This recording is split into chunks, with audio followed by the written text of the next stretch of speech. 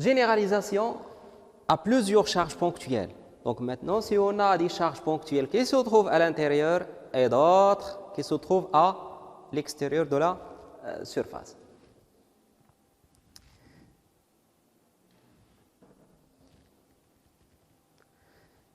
Pour les charges qui se trouvent à l'intérieur, on a vu que le champ électrostatique créé par une charge ponctuelle qui se trouve à l'intérieur égale la charge divisée par epsilon 0. Donc, appliquons le principe de superposition. Donc, le champ électrostatique, le flux du champ électrostatique créé par plusieurs charges qui se trouvent à l'intérieur égale tout simplement la somme des charges qui se trouvent à l'intérieur divisée par epsilon 0. Pour les charges qui se trouvent à l'extérieur, on a vu que le flux du champ électrostatique est nul à travers la surface fermée. Donc, comme résultat, le flux du champ électrostatique créé par des charges qui se trouvent à l'intérieur et d'autres qui se trouvent à l'extérieur à travers une surface fermée S est égale à la somme algébrique des charges Q intérieure divisée par epsilon 0. Et ce qu'on appelle le théorème de Gauss.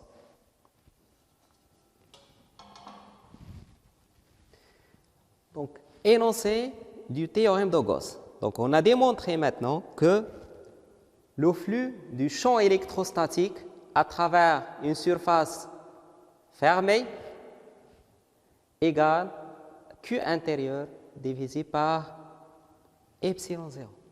Donc, c'est très simple. Théorème de Gauss, pour l'énoncer, le flux du vecteur champ électrostatique à travers une surface fermée, j'insiste sur fermée parce qu'on a démontré ce théorème pour une surface qui est bien fermée, ce qu'on appelle aussi surface de Gauss par la suite, est égale à la somme algébrique des charges qui se trouvent à l'intérieur de S, c'est-à-dire surface de Gauss, divisé par la permittivité du vide epsilon 0.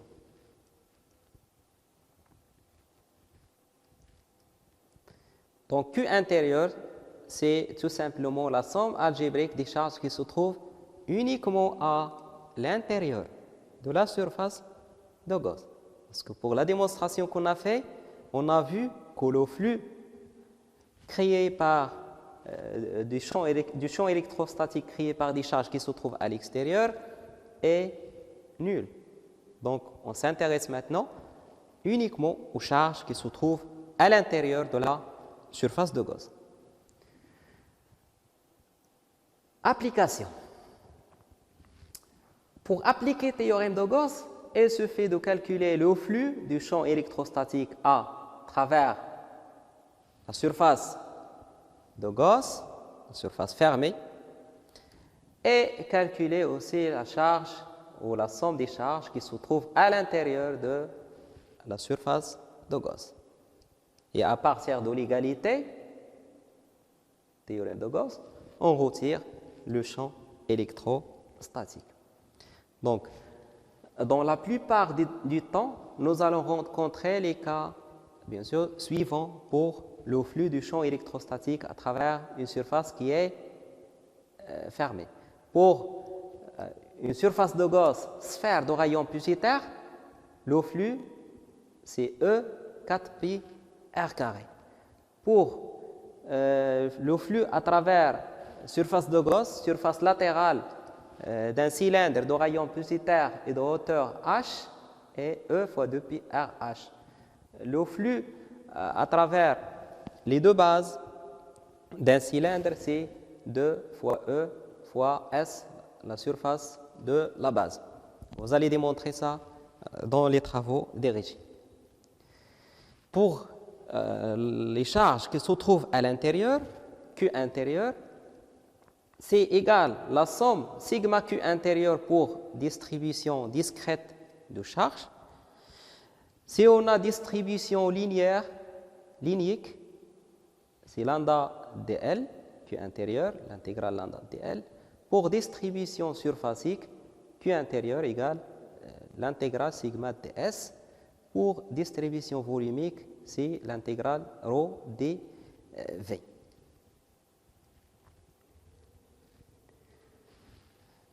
On a vu que le théorème de Gauss, c'est très simple.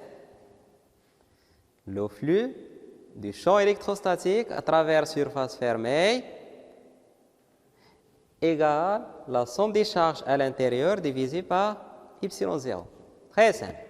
Et maintenant, il faut savoir l'appliquer. Pour cela, nous allons suivre des étapes de façon générale pour résoudre n'importe quel exercice. La première étape, l'étude des symétries et des invariances. C'est pourquoi? Parce que les symétries vont permettre de déterminer la direction du champ électrostatique E. Les invariances vont permettre de déterminer les variables d'espace dont dépend le module du champ électrostatique, c'est-à-dire la dépendance du module du champ électrostatique vis-à-vis aux coordonnées de l'espace. Deuxième étape, énoncer le théorème de Gauss. Le flux à travers surface fermée du champ électrostatique égale la somme des charges à l'intérieur divisée par y0. Troisième étape, le choix de la surface de Gauss. C'est très intéressant. Donc, c'est une étape très intéressante parce qu'il facilite beaucoup le calcul par la suite. Donc, pour choisir la surface de Gauss, la surface doit être fermée et passe par le point M auquel on calcule le champ électrostatique. Donc, le premier critère, fermé et passe par le point M. Deuxième critère, c'est surface qui facilite le calcul du flux du champ électrostatique. D'accord? On doit choisir une surface qui facilite le calcul du flux du champ électrostatique. Pour cela, généralement, on choisit une surface de Gauss telle que le vecteur ds de notre surface est parallèle au champ électrostatique. C'est pourquoi, pour que tout simplement E scalaire ds égale E fois ds sans vecteur. Ce qui simplifie les calculs. Dans d'autres cas, parfois on a une surface fermée qui se compose des morceaux de surface. Donc à ce moment, on choisit pour des morceaux E parallèle à ds, pour que E ds égale à E fois ds sans vecteur. Et dans d'autres morceaux de la surface fermée, on peut trouver que E est perpendiculaire à ds. Donc on trouve les deux. E parallèle à ds pour des morceaux de surface et pour d'autres morceaux on trouve E parallèle à perpendiculaire à ds. E perpendiculaire à ds, c'est-à-dire E scalaire ds égale à 0. Donc, troisième critère, c'est que le module du champ électrostatique doit être constant sur la surface de Gauss. C'est pourquoi, pour que le calcul de ce terme E fois ds, l'intégrale, si E est constant, le module du champ électrostatique est constant, je peux sortir E de l'intégrale, ce qui facilite encore les calculs. Quatrième étape, il faut maintenant calculer le flux du champ électrostatique à travers la surface de Gauss choisie.